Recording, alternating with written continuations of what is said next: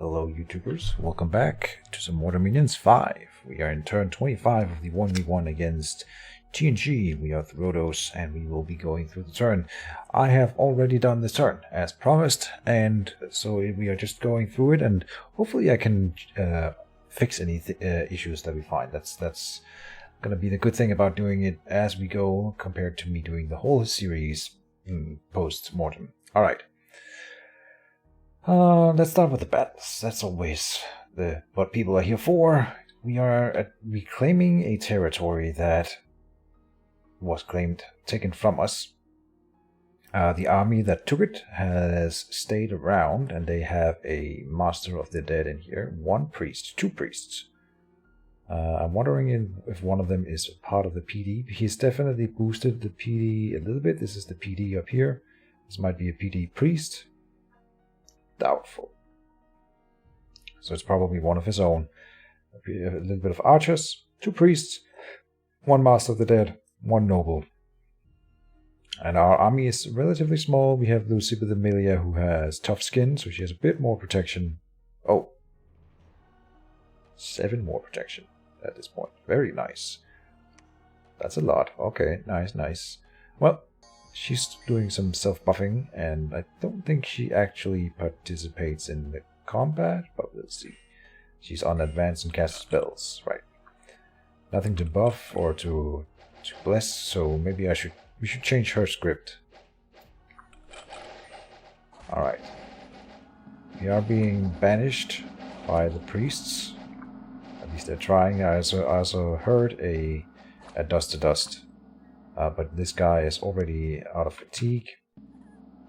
I've come to really like the colored tiles because it also gives us an HP bar and a fatigue bar for the mages and such, which I really enjoy.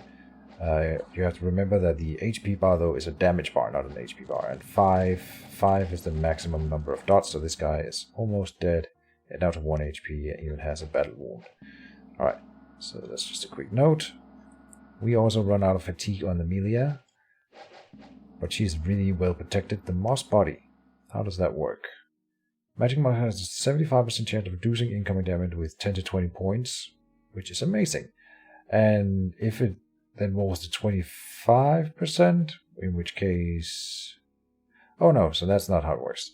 I mean, in that case, and if it ever takes damage to the unit, then it will disappear in a cloud of poison, which is also quite nice. We are immune to that poison, and the enemy will not always be, but it will of course in some cases will be. I really like Moss Body as a spell. Like that 10 to 20 points of damage is just like, and that's on top of protection, right? So that's really an amazing spell when you think about it. Nothing else in the game really does a similar effect to this, I think. Stacking completely with any type of protection and such. Very cool. Unique effect. High chance of disappearing when encountered by a specific enemy type, but if you don't encounter that enemy type, then people will have very hard time killing her in any way. And she turns a lovely little green color. Right, I'm talking over the battle. We are routing the entire army. The priests are running away. The spectral, what's he called? A Master of the Dead is running away. He's got the bless and everything here, yeah. But then something interesting happens. Look at that. Boom. Ah. The trample backfires. His most important mage in this army was run over by the PD noble commander. And much joy was had in Therodos this day. We lost 6 units. The Master of the Dead only gets 1 kill, and the priests gets no kill. The priests, and I have debated this with Mr. NT, they are not super good in these battles that we are seeing. They are very inaccurate, and there's a resistance chance.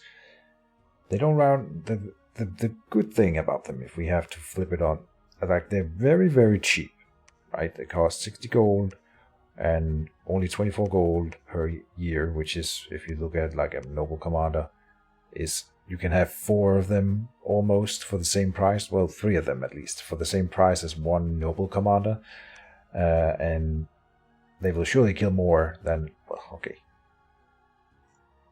But in small battles like this, and the one we had before, they won't do a whole lot. But when I get to a point where I have not just a 100 or 150, but I have 300 and 400 and 500 ghosts in the same battle, the spread of the inner accuracy of the priest will suddenly start to matter less, and then they will really, and hopefully he will match it with the same escalation in number of priests. Then I think it will become more of a problem. So it will be more of a problem for me than it is right now. When we have so few ghosts, they can't really reliably hit a small target. Whoops. Alright, next battle, Kebria. What do we have here? We are attacking just an indie. We are expanding into a lot of indie provinces this turn. This is the Hekaterite with some of the sacreds. This will be a slaughter because they can't really hit us, and we can hit them really, really reliably. I opted to not bring any ranged units with this army, so we are not doing any friendly fire for once, and we are chasing them away like dogs. Run away! Alright, Kebria. We still lose 2 spectral hoplites, 2 archers. Alright. Shit happens. We do have shields on those hoplites, so it's pretty unlikely that they get hit on, to be fair, but they did. In Ctesiphon, this is us testing the throne province. And this is the army that we're up against. My initial thought was that there's no way that these guys could beat man, bird, dog if he came in here. Like, they are poison resistant, all the green guys. But there's 2 types of green guys, and also the spectral phantasmal warriors. They wouldn't be able to hurt man, bird, dog. These guys, the wine men, cannot hurt him. We've established that the cavalry, they won't do anything. The heavy infantry will do nothing. The 2 commanders here, we have a Wormwood Witch and another Wormwood. Oh no, a Black Witch. Okay, so she's not as powerful. All right, but this will be the problem, if anything. And they can definitely will cast poison resistance for themselves. They are nature mages, both of them. I'm expecting that they will, but they are the only commanders. Oh no, but we have one more here, and probably another commander in here somewhere. Yeah, so.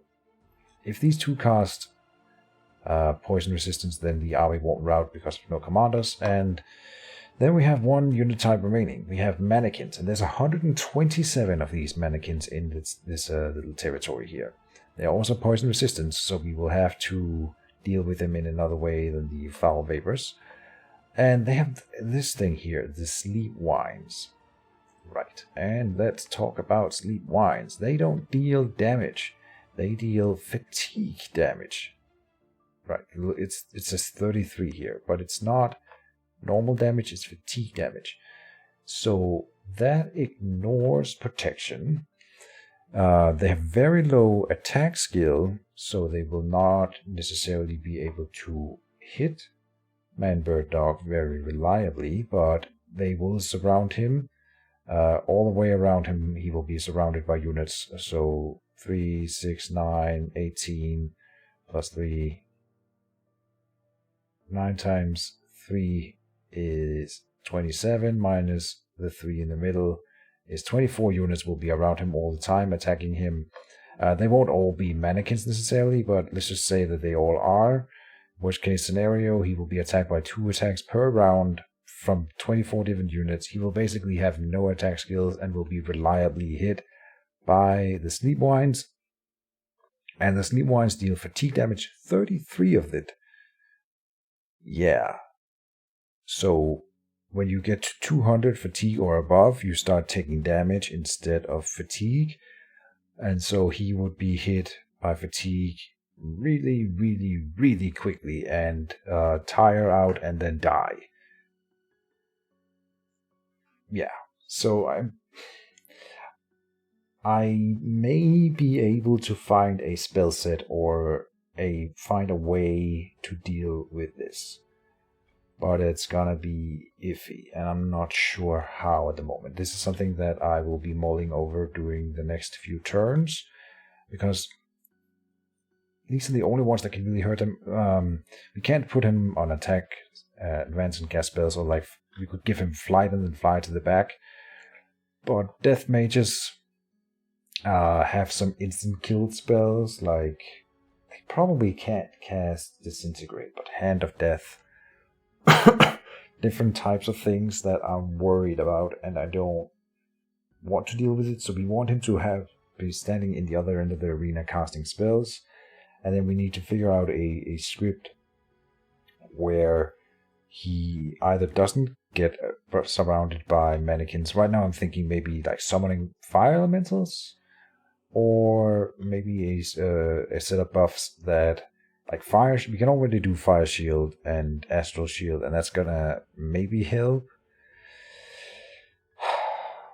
But we would need to kill a whole lot of them before the army breaks, and there's 127 mannequins here. 127 mannequins. So it's gonna be rough. And I don't know. I don't want to go for that throne anytime soon. Also, I think they would reliably kill the ghosts as well. So we can't even take it with normal troops. Maybe we can do a combination. Yeah. The thing is, if we could just reliably kill the commanders, we might be able to make headway. We could rout the army. If the foul vapors are in there, it will only be the mages that survive. And if they by some miracle don't cast poison resistance, then we would kill them. Otherwise, I need to like fly to the back line with the pretender and snipe them.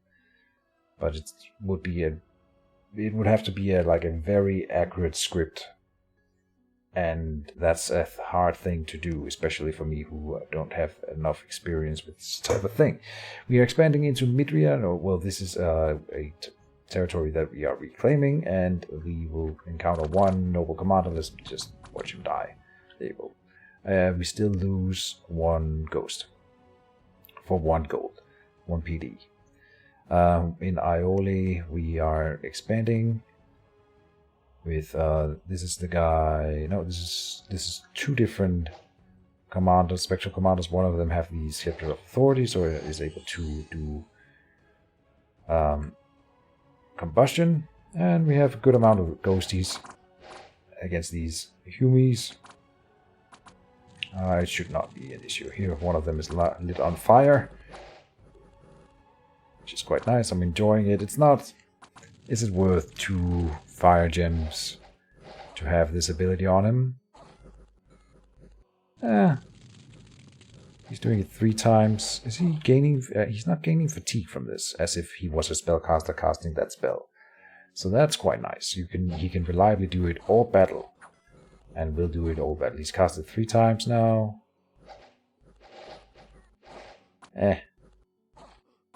It's a fun little thing, and it is helping, but it's like in most cases the things get lit on fire and then poked with a ghost spear immediately after, so they don't really manage to take the fire damage. Here we have a guy burning, and he stopped burning. Okay.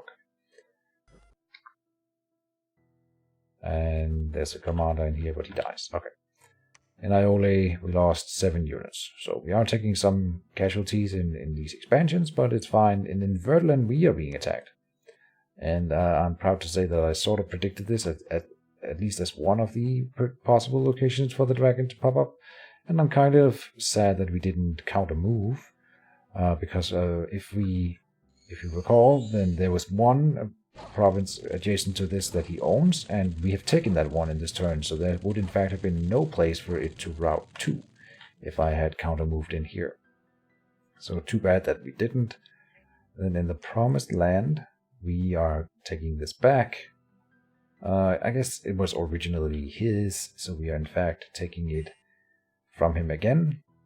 He reclaimed it. Now I am taking it from him again. One noble commander runs in, tramples everything, deals a lot of damage. Did he kill anything? No, not this time. Didn't lose anything. Sweet. And in Imitan, the final expansion up in the north. This one is against other undead. Yep. I was kind of worried when I looked at it. I was like, oh, do these guys have magic weapons? But no, they have poison weapons, so it's perfect.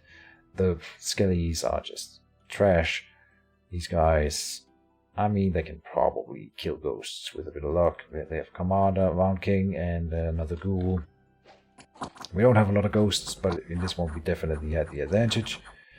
Undead are weak to anything that can resist their normal attacks. They have good morale, but that's it.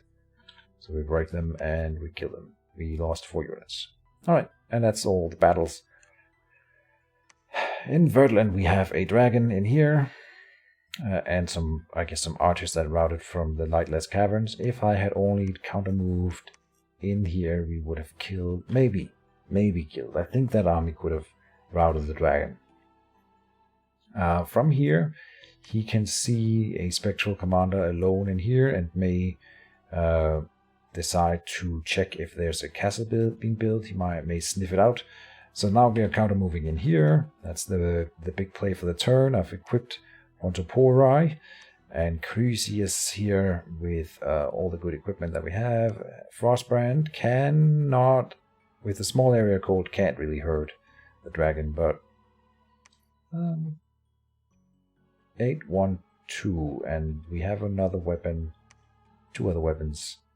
We have 1120 or 613. You know what? She should get an axe of sharpness instead, since we are predicting the dragon in here. And I've learned a very useful thing in my EAD playthrough, which is a way to sort item treasury. Basically, it's written right there at the bottom. Shift-click, move item. So you just shift-click and then you can move them around. My god, my life got a lot easier when I finally realized how to do this. Because then new items will be placed up here so you can see what's coming in, and then have everything else sorted in an easy-to-find manner. Trust me, that is worth the time sorting things. Alright.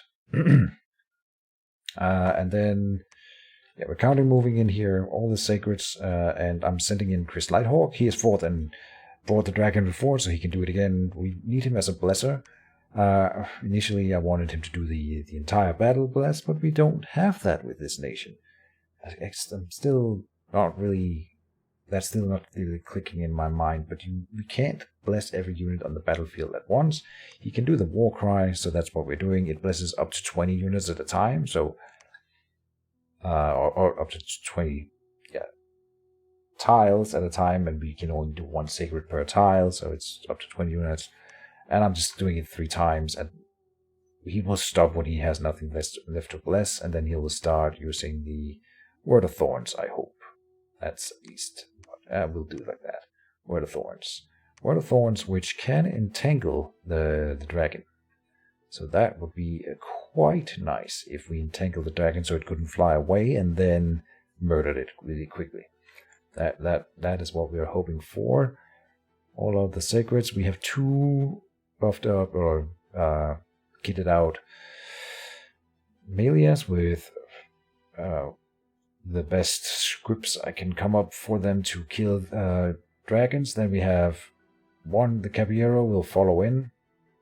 He's casting Iron Skin and then just doing Earth Might for the rest of the battle, and he's placed inside the sacreds, so he will hopefully Earth Might, and that gives extra strength to the sacreds so they can hit the dragon harder and hopefully even hit Ontopori and Crucius with it.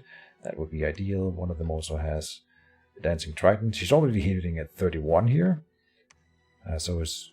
Oh, they are not... Oh, because she's got the Boots of Giant Strength. Actually a really good item for us in this game, I think, for the dragon killing. Since that will be an ongoing theme, I suspect. This guy, this lady up here, will be on advance and cast spells. Oh, and I didn't do all the things in here. Let's continue. We found a magic site in the Bountiful Land. We site searched in here with Dot and Oinomaeus. Enchanted Well, and that gives us 1 water gem, which is very nice. And Manbird Dog found 2 magic sites this time.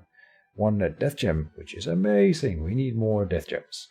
And then another Astral Pearl, which we have trouble using, but it's half a death gem or half an earth gem per turn. So I don't think I alchemized anything this turn, but I am ready to click that button if we ever need it. Yeah. And I might even do it next turn. We will need more... What are they called? We need more... words escape me. Dwarven hammers in this game. Right now, we would have to alchemize a lot of astral for it. Maybe I even just should do it. We're getting more caballeros in here to get some more randoms in the other types than Earth. And as we're doing here, we can send out Oimonomeus to the Earth 2 randoms. They're decent battle mages and can do some buffing stuff. Let's check down here. We have all the dances. I don't know if I need to click these. The dancing. We get a spectral dancer. Then we have an unrest increase, and people are leaving, minus population. Yeah. Oh, this isn't even tied to Therodos. This is just bad luck. And then we have in the faraway sea, people are leaving, but Dominion increased. So our income will be lowering because of that. Worldwide event is secured. Blood magic rituals are cheaper, which I don't think will help. It doesn't help me, and I don't think it will help Mr. Schneeente at all.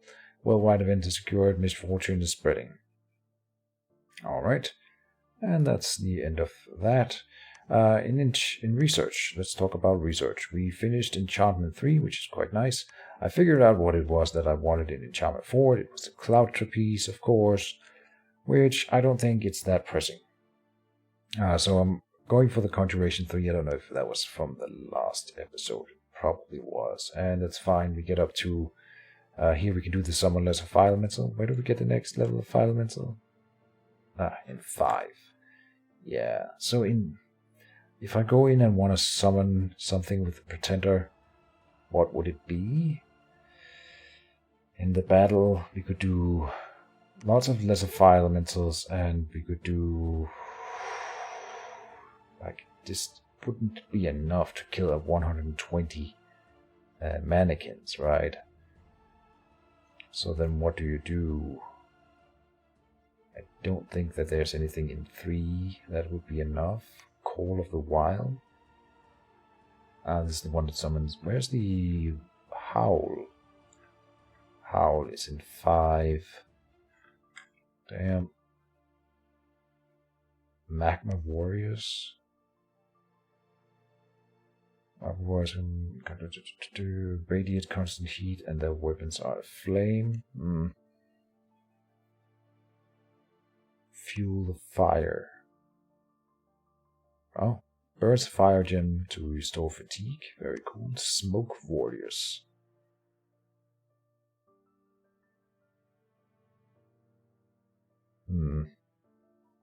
Yeah, it won't be useful. I'll need to figure out a way to kill these mannequins. Alright. What else? So we're moving in here to counter move against that. We took everything we had in Therodos and Bountiful Land. The lady Lucip in Lightless Cavern will go to Verdlin. I don't think he wants to stay here. Again, because I'm always following the dragon like this, at some point he might hold his ground with the dragon. But really, if he holds his ground here, what does he really get out of it? He's not getting income from the province, and then he's not being proactive with it. And if I lose this small army, hopefully Lucip will get away. We can do something like this to make it more reliable. That's not how I want to do it. Wait a sec. In here, in front of these guys instead. Yeah, that's fine. There. So she's not at the back line. Hopefully she will get away. But otherwise it's not. I mean, for the chance that he stays. If he stays, then I think it's bigger of a loss than if he moves away and does something proactive instead, and then we get Verdlin back. So he doesn't have intel in this area. From here, the murder is just moving down to the underwater fort under construction. 2 turns up here, 1 turn down here to fort. Very good. Up here we are converging these 2 groups into this little baptizer sea. This will be an easy claim. I've changed the Categorize script. We had Barkskin up here before, but since I've given her these 2 items here, she doesn't need that anymore. We can do personal regeneration and then battle with them earlier. So that's nice. In FOM, This one is a little bit more iffy. That was from in here. With 42 we lost 7, and that was against 68 Wolf Tribe. Here we're going up about 70, and we might lose this one, but if we do, it's not that big of a loss, really. We would prefer not to lose the item, but at least it's not my enemy gaining it. It would just disappear into nothingness, and there's a chance that it just runs away. I still think we probably will win. I give it more than a 50-50.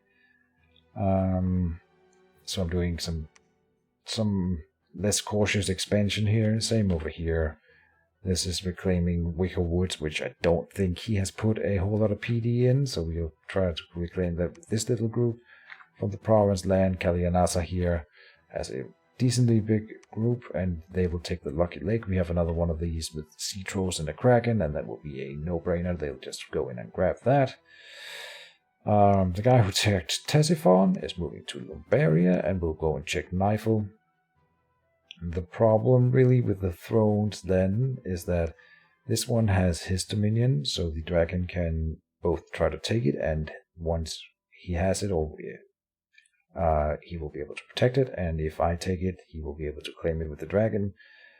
This one over here is not my dominion, but it's not his dominion either, but it's sort of on the edge of both of us.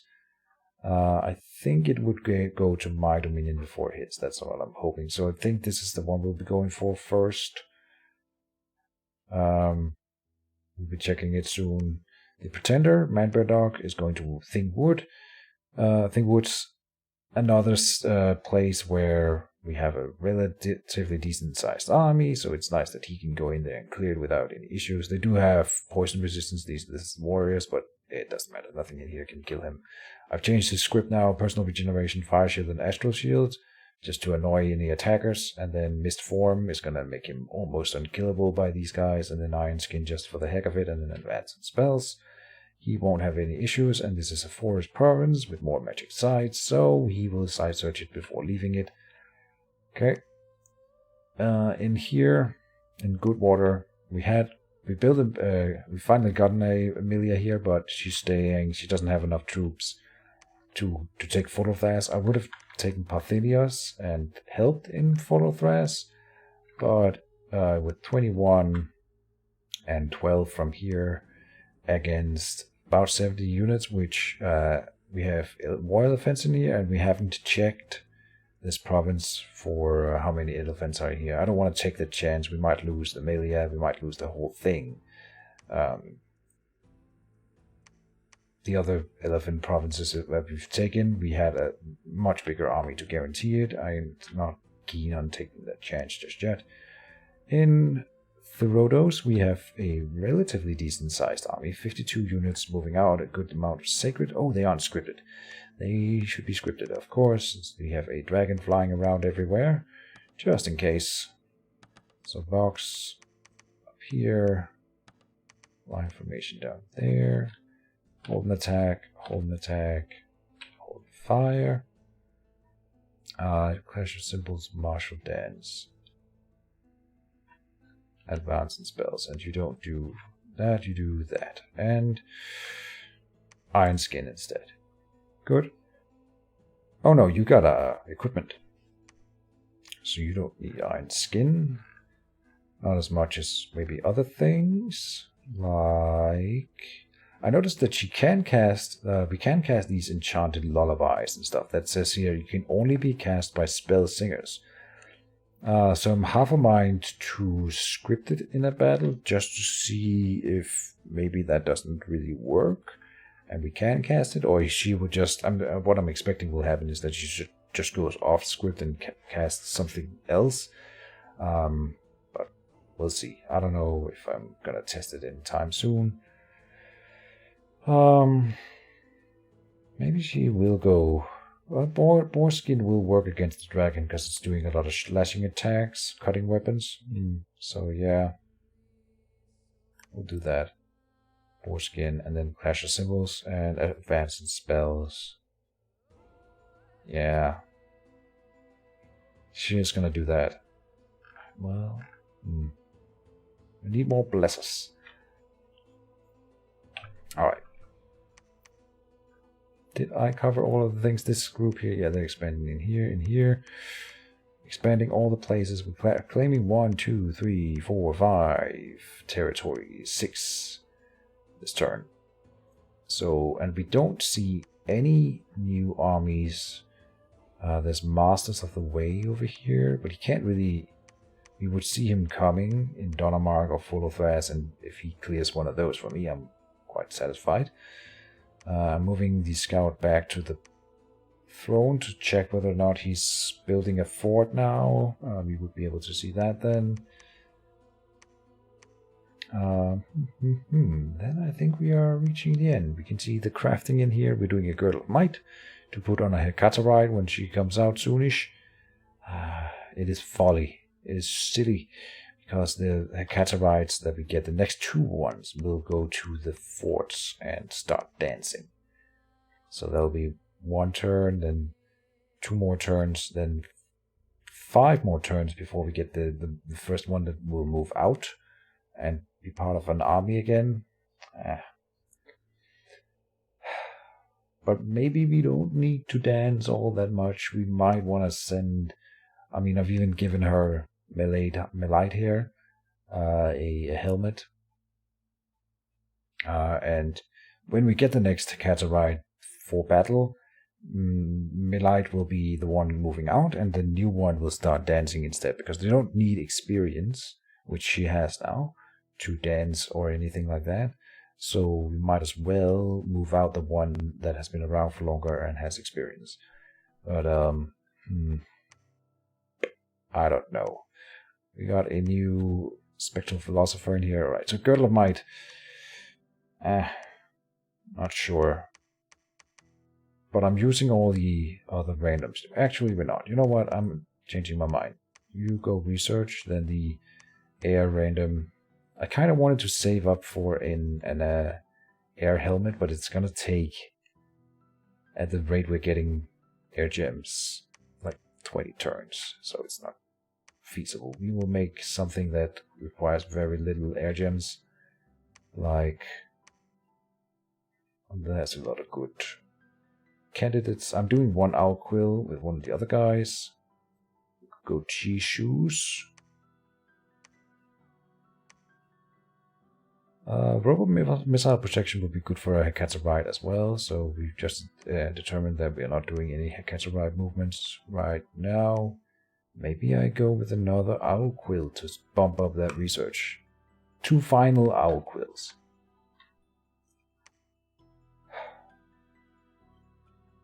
Yeah, at least, I mean, we can definitely use that research, so I think it's alright to do like that. Good.